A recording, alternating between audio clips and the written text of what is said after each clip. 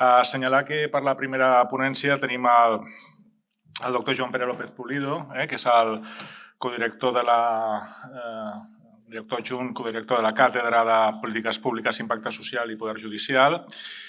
Ha fet aquesta ponència i d'alguna manera ja destacar que el seu propi títol ja és molt suggerent en aquesta idea de tecnofeudalisme, recuperant que ens evoca l'edat mitjana, però alhora la realitat actual, i aquesta idea també del panòptic, com estaven estructurades antigament les presons per donar-nos una idea de com el control, la vigilància sobre aquestes.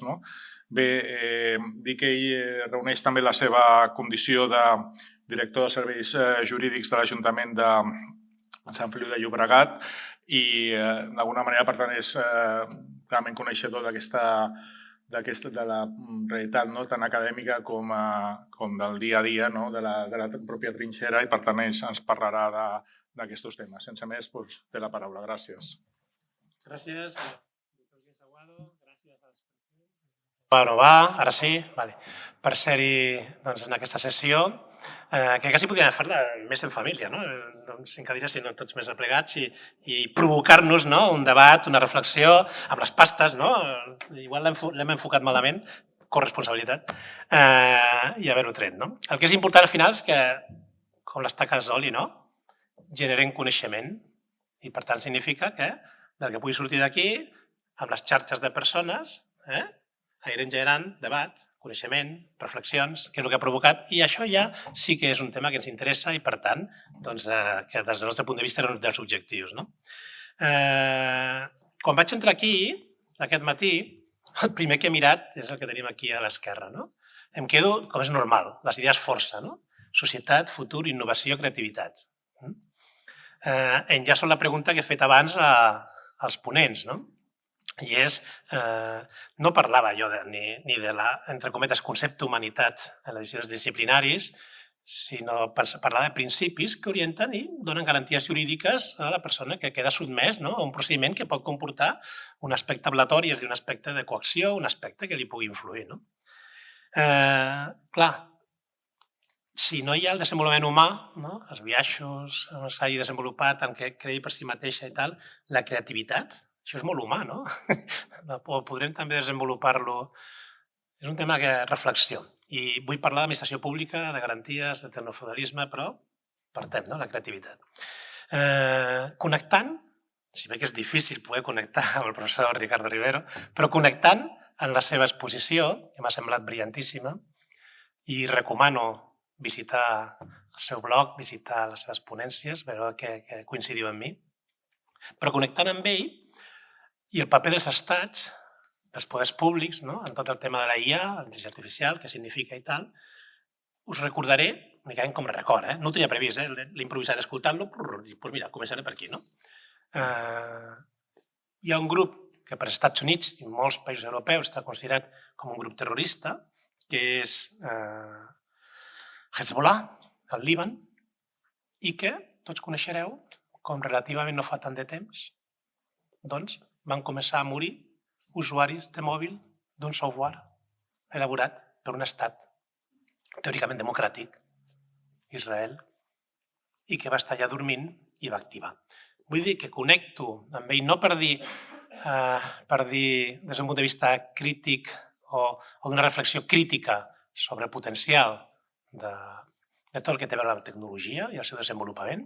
Abans li dèiem software. Jo recordo els primers articles que vaig escriure sobre això fa molts anys, però molts, a la UOC, sobre un tema sobre el dret de la societat de la informació. I recordem que parlaven llavors del dret informàtic. L'hem evolucionat, utilitzem paraules que tenen un impacte millor, el tema intel·ligència, vincular-lo, apropar-lo als humans i tal, però aquesta és la realitat.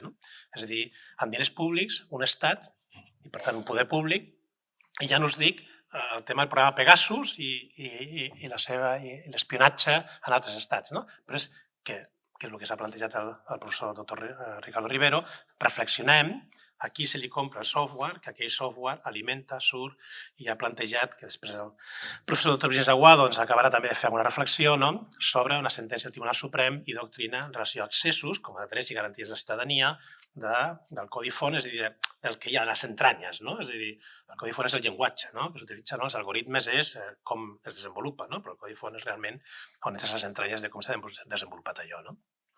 En aquest sentit, de què parlaré, què vull reflexionar i que intentaré fer-ho abans de les 11 haver acabat, no? Perquè anem una mica passats, no? Realment, el parlar de tecnofeudalisme és un tema que ve de l'economia. Des de l'economia hi ha hagut una reflexió de que passem de la societat del capitalisme industrial i hem evolucionat a una societat digital, i llavors es planteja que les relacions pràcticament es porten al feudalisme, i utilitzar el tema tecno, no?, pel tema de que té a veure amb això, no?, amb les grans plataformes digitals, no?, el control que fan sobre els usuaris, no?, i que realment és com si, fan una metàfora, ens anéssim a l'edat mitjana i la relació amb els senyors feudals, no? Jo del que parlaré és del mantra, no? El mantra que significa la tecnologia digital, no? El gran mantra que tots hem d'adorar. Abans hem escoltat, inclús aquesta intel·ligència artificial pugui ser l'oracle de Delfos, no? Però és un mantra que ens està dominant, i sembla que no som si no estem. Si no estem en aquest moment, no hi som. Per tant, doncs, grans inversions de diferents poders públics, no? I com em comentava anteriorment un regidor, al sentit de dir, sí, però l'ideal seria que poguessin tenir el mateix software totes les administracions públiques, software públic, amb totes les garanties, també som nosaltres administració pública, també garantim drets i tot això, no? I d'alguna forma hauríem parlat d'utopia, no? Però l'utopia no ho plantejarem perquè el sentit que estem en un entorn capitalista, no sé si tecnofeudal o no, si hi ha hagut aquesta evolució o no, i aquest entorn capitalista el que sí que realment planteja és que ha d'haver un negoci, i el negoci és crear d'empresa, i per tant els mercats petits, no els grans monopolis, és el que permetran, no?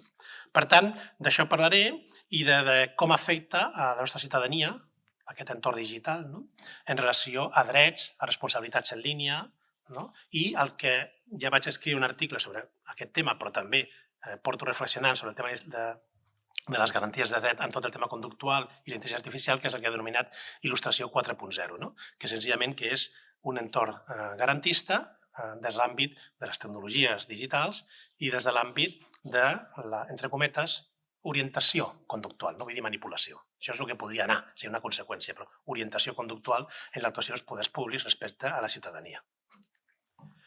En aquest aspecte i d'aquest mantra, doncs, són molts els temes que podia posar, però per posar alguns exemples, no? És a dir, en el tema del Covid, moltes de les persones que esteu aquí presents, no?, recordareu doncs, com es va fer un software, no?, per poder identificar, segons el mòbil, la mobilitat de les persones, no?, i que això, aquest estudi de mobilitat, pogués permetre tenir dades agregades, no?, anònimes, però agregades, i això va generar un debat, no?, un debat on estan les garanties jurídiques, com es pot dur a terme, com es pot controlar, la presa de decisions, se'ns deia des del govern, doncs seria molt més des de l'Estat, l'Administració General de l'Estat, seria molt més ajustada a aquests drets, no? També ho teníem en tot el tema de tecnologia de la salut, no? I per tant, diguem-ne que és una millora, i el que la reflexió s'ha fet abans és una millora que està allà i que estem traient un profit, no?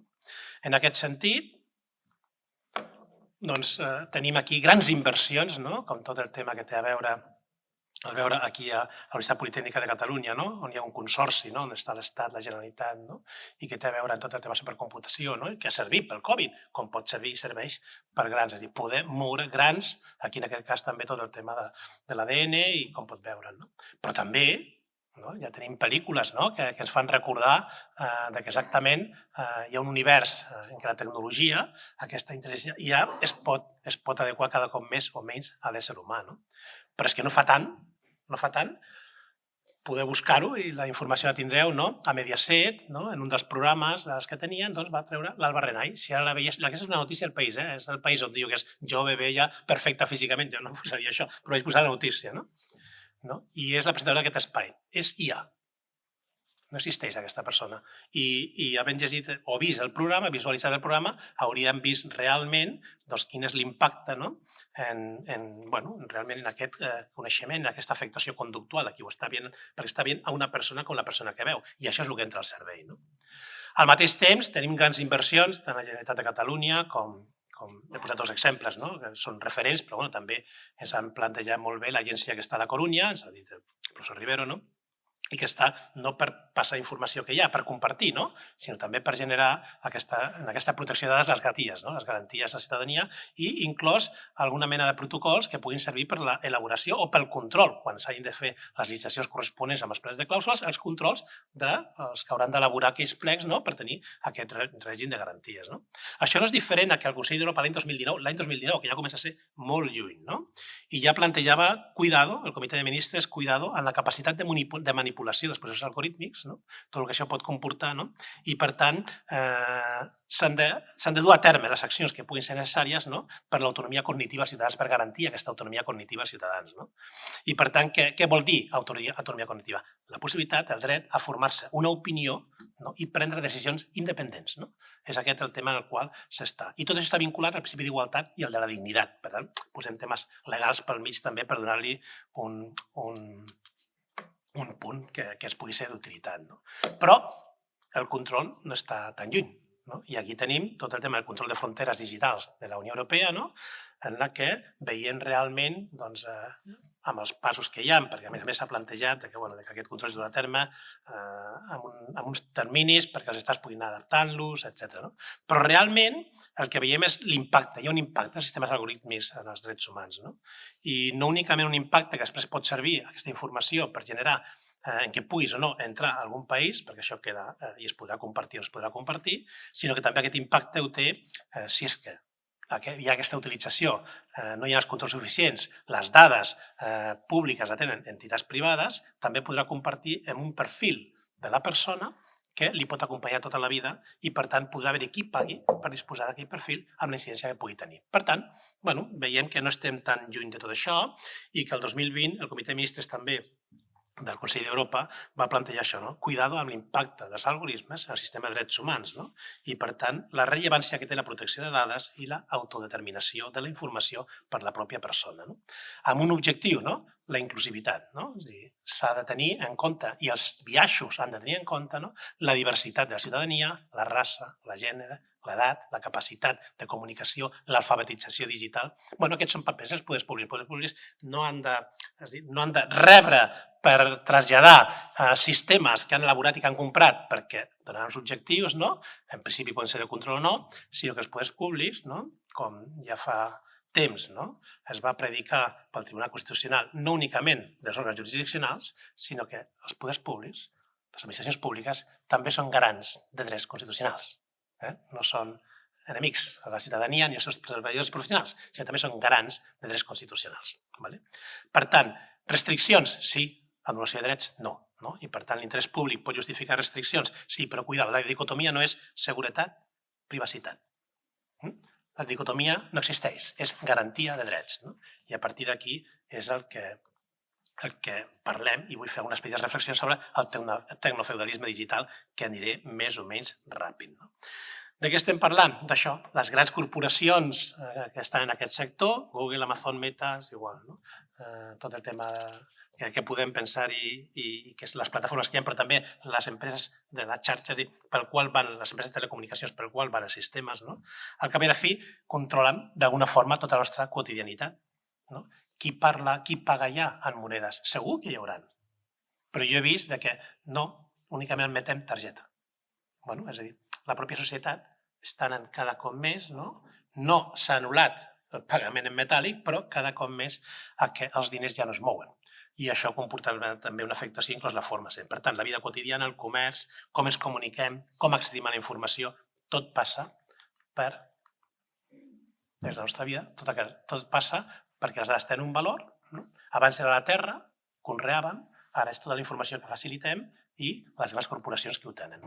Per tant, estem arribant realment a aquesta acumulació, aquesta concentració de dades en molt poques mans, els grans senyors feudals, i aquesta és la reflexió. En aquest sentit, sí que estic d'acord em posiciono en les tesis del tecnofeudalisme, que en l'àmbit del dret em sembla que la primera reflexió sobre aquest tema, a més aquí a Espanya, la vaig efectuar i va tenir també l'oportunitat del professor Ricardo Rivera, que vaig enviar l'article abans, la vaig efectuar en aquest article. Però tindrà i entraran, i també això és parlar, utilitzar-lo i pot ser interessant, i vale, sí, però no penseu o no pensin que realment és aquesta la meva posició. És a dir, és una posició que em permet ser crític i permet reflexionar i permet obrir un debat des del punt de vista de despertar consciències crítiques i provocador, en el sentit que anem a partir d'aquí a veure exactament fins on podem arribar.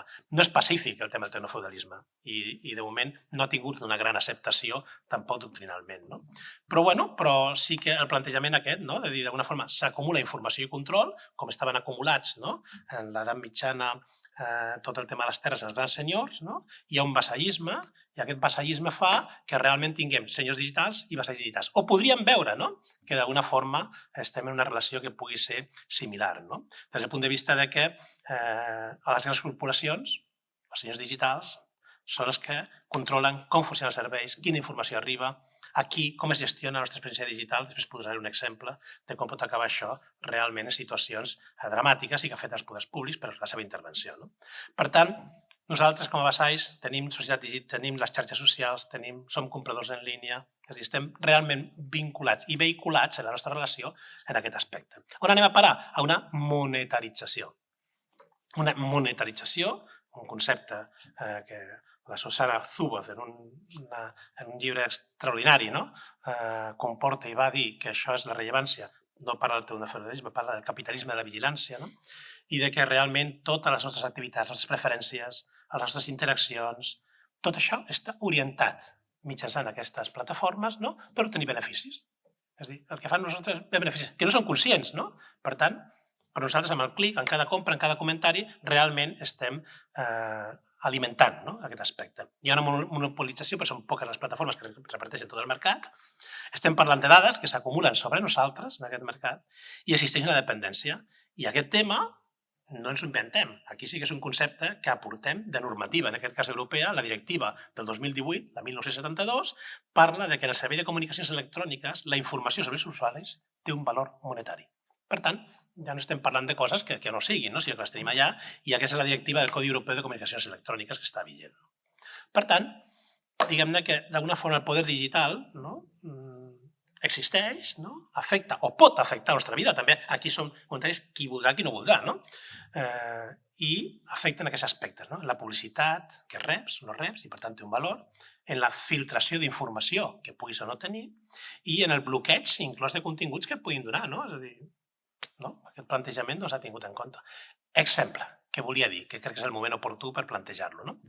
La població de Rohingya, a Myanmar, va ser massacrada en un moment determinat per l'exèrcit de Myanmar i provocat per una situació d'odi generada per qui? Facebook, Meta, sí, va ser la plataforma.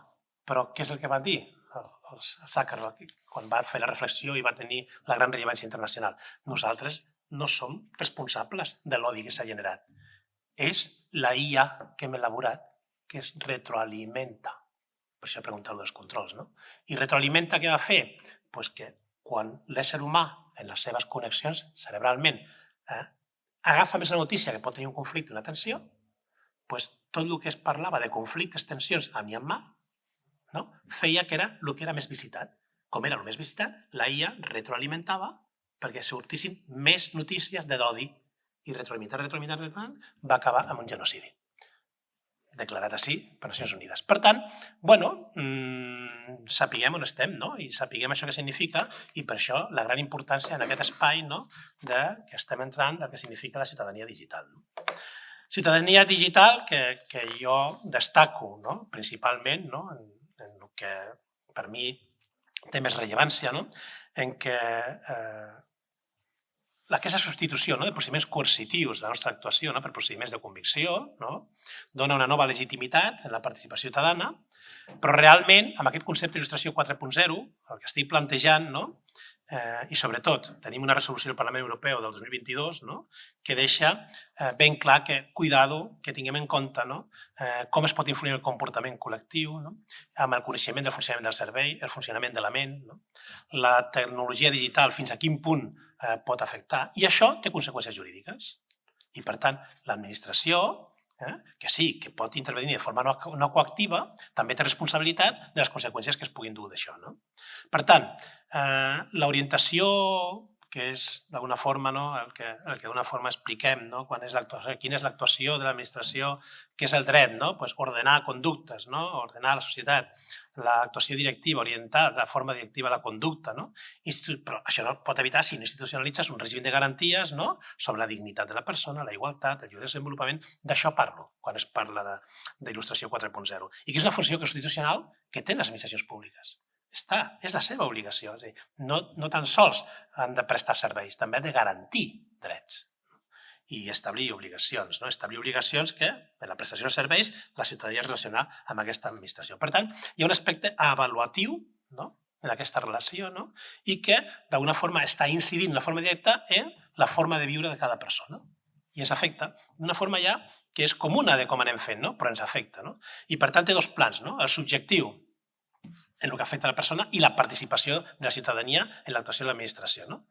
L'objectiu, des del punt de vista subjectiu, des del punt de vista de l'administració pública, doncs s'ha de requerir, es requereix, i aquí hi ha normes que hi ha, per tant, utilitzem-les, la transparència i la motivació en la seva actuació. Per tant, tot el que té a veure amb el principi democràtic, que anem vinculant-lo.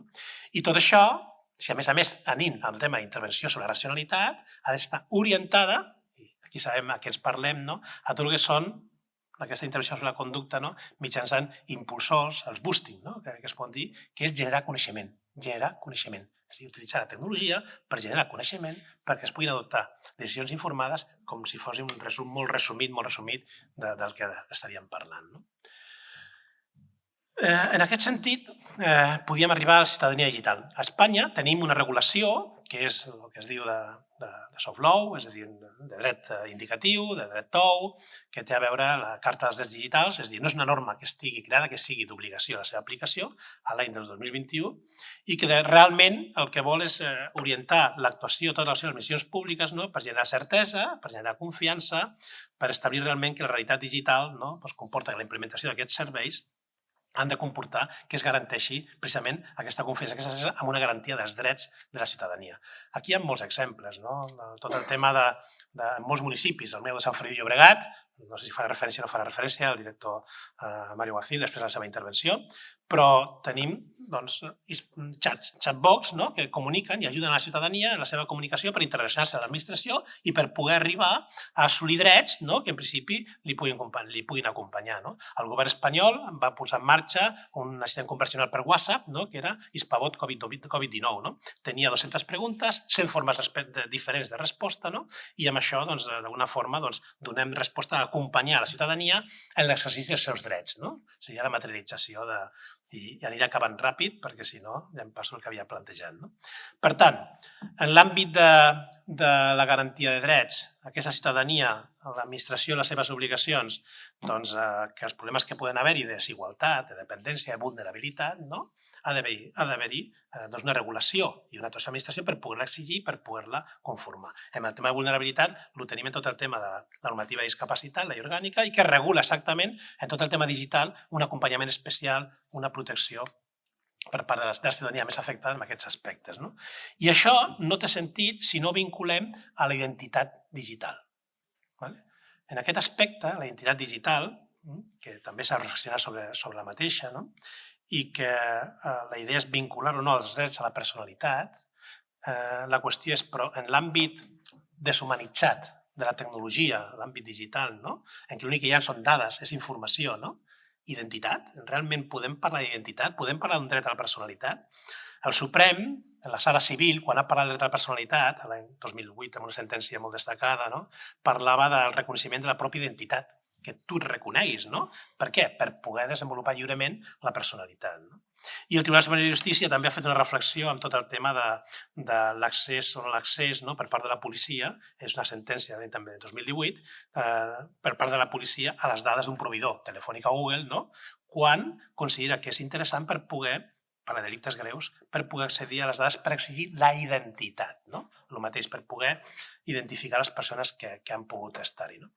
I, per l'altra banda, tenim tot el tema que té a veure amb el panòptic digital, és a dir, el panòptic digital que és on estem, no? On tenim aquesta societat digital, aquesta estructura, on realment tots tenim la il·lusió d'una llibertat absoluta, i així ho podríem dir, no, jo, però si són les meves dades, no hi ha cap ús, no? A vegades ho he preguntat a classe i em diuen, a mi que vegin per on navego o què tal, o que miri aspectes que puguin afectar la meva salut, per mi no té cap incidència, això és normal, si a mi m'ajuda, és un aspecte, per tant, tinc un sentiment de llibertat. No hi ha aquest coneixement de l'observància i vigilància de cadascú, no? De que cada clic queda emmagatzemat, de que cada pas a l'entorn digital dona, i que això fa perfils que inclús poden afectar pel tema d'interessos inclòs electorals, i aquí tenim i recordem com les primeres campanyes electorals del Donald Trump, no?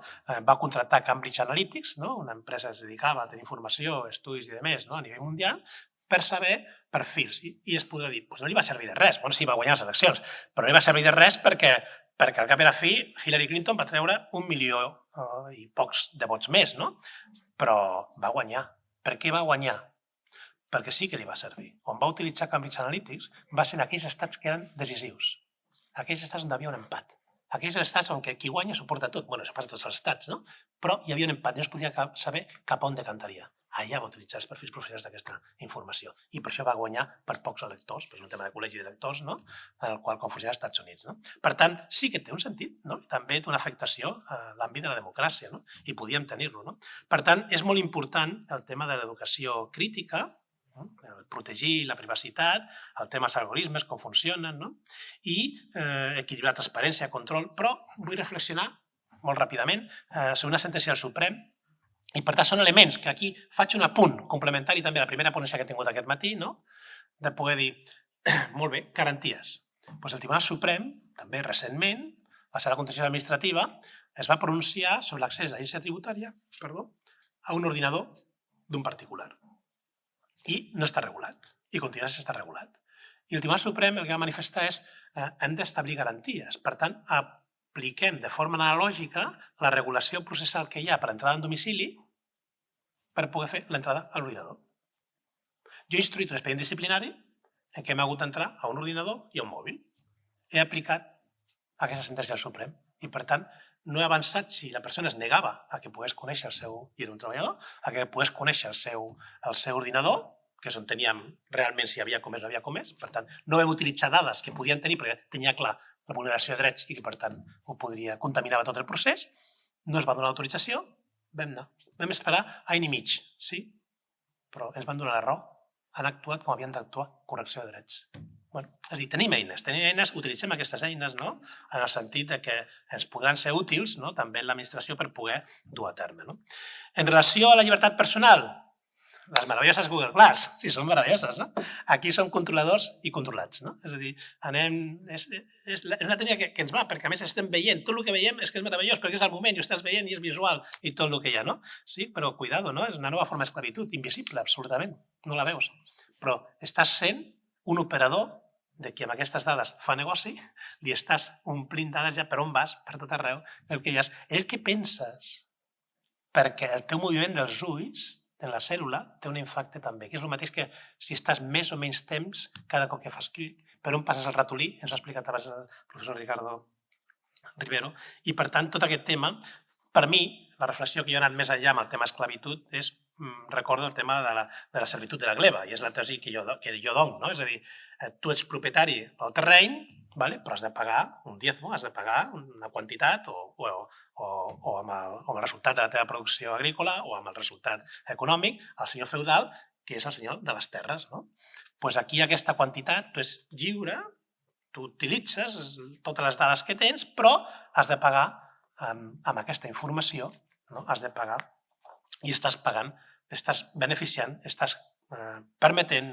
que pugui fer un negoci en aquest aspecte. Per tant, Si a això li posem tot el tema dels NATx i el que té a veure, els NATx, utilitzar-los igual, tot el tema d'actuació conductual i, per tant, ja de com poder influir en el comportament individual i col·lectiu, en l'actuació de l'administració, doncs ja veiem que realment, amb tota aquesta gran informació de dades, hem d'establir un sistema i un règim de garanties, perquè ja no únicament és la utilització de les dades, que a més afecta la conducta. Conclusions del tecnofeudalisme, treure com a conclusió que hem de defensar els drets i llibertats, que les administracions públiques tenen aquesta obligació, són garants de drets, a més de prestadors de serveis públics, que hem d'utilitzar les plataformes amb una consciència crítica per poder garantir la participació ciutadana, coneixement i educació digital. Moltes gràcies.